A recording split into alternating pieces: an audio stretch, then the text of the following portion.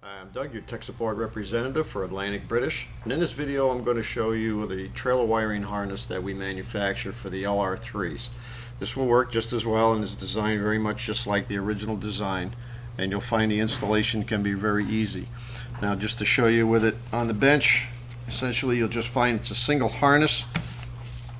When you go to install it, it's much easier to lift up on the tab and disconnect, because the installation is a two-part installation where you're going to be doing one area above the vehicle and another below. So it's best to split this, and then we'll show you where you're going to reconnect it. But what you'll see is the block, as it is just on the original equipment, where you have both a 7-way connection and a 4-way connection. So you're pretty well covered on whatever style trailer you're going to use. Both are North American specs. This is the unit that's going to be going up through the top of the vehicle and behind the left-hand side taillight, which is a simple removal. This plugs directly into the original harness. You have a single ground wire, and then your plugs that'll connect you to the bottom half of the kit. You'll also get the hardware to install the block, some foam tape to wrap around the connections so that they don't rattle and bang inside behind the taillight, and some wire tie just to neaten things up underneath. So we'll show you the top section area first. To remove the taillight, it's just simply 2 Phillips screws, one top, one bottom.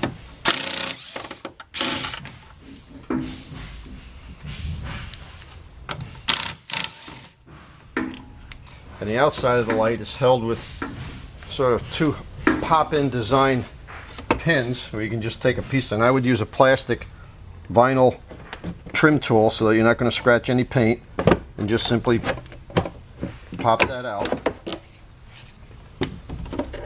Pull it out just a little bit. You have a single connector that will unplug the light entirely, and you're just going to squeeze down on that tab and unplug. Place this out of the way where it won't be damaged, because that is a very expensive taillight. Now, we already have a kit installed in here, so we're going to basically show you the finished product. You'll see these 2 boots. There'll be a black plastic plug right here closing off this hole. Now, this is a dual wall hole, so you'll see on the kit that we actually have an inner and an outer plug that'll go in its place. Here are your connectors right in behind the taillight area, and then of course the taillight connector itself. Now, this is going to run in through the wall behind this panel, where you'll see this run through, and there'll be the 2 gray connectors will actually be attached to this bracket up in this left hand corner. Simply pop those out, and you'll see there's your original tabs. Pop those out, and your 2 gray connectors that are on your wiring harness will connect accordingly, and then your white wire will go to a ground post, which is a 10mm nut. Just take the nut off, insert the wire, put the nut back on, snug it back in. Now, you also have a rubber plug to cover the inside of the hole.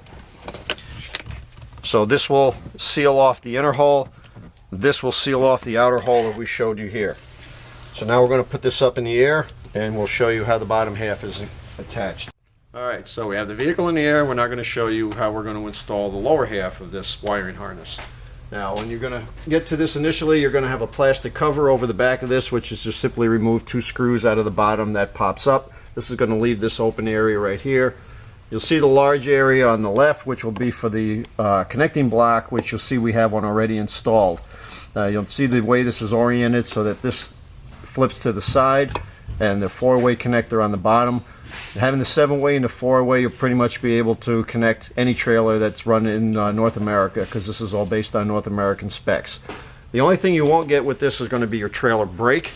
The connector is there, but you need to run the wire from up front with your brake controller, just like any other heavier towing vehicle. So keep that in mind when you put this in. So what you're going to essentially do is you're going to run your harness through the hole so that it drops down here. Set your block in place, and you get the 4 long screws that you can use to attach this to the back bumper. Now we'll move underneath and we'll show you the routing, and it's a little tight, but it can be done without removal of the spare tire or anything else underneath the vehicle. This is where you'll come through the hole. Your wire will be hanging. You're going to run it right along the back of the frame. You're going to take you can reach up inside here, and you can reach through where you can route this along the back of the chassis. You'll come out the other side of the bumper, and then you see the opening up in the upper right hand corner, and that will lead you right up to that open area behind the taillight. From that point there, you're just going to connect your two black connectors and you're good to go. So one more thing I want to bring up, even though the installation is very easy, afterwards you may need to take your vehicle to either a dealer or a Land Rover capable shop that can access and reconfigure the body control module for trailer ball. Reason being is that when you plug in the trailer, the body control module will see the additional resistance and not think that there's a fault.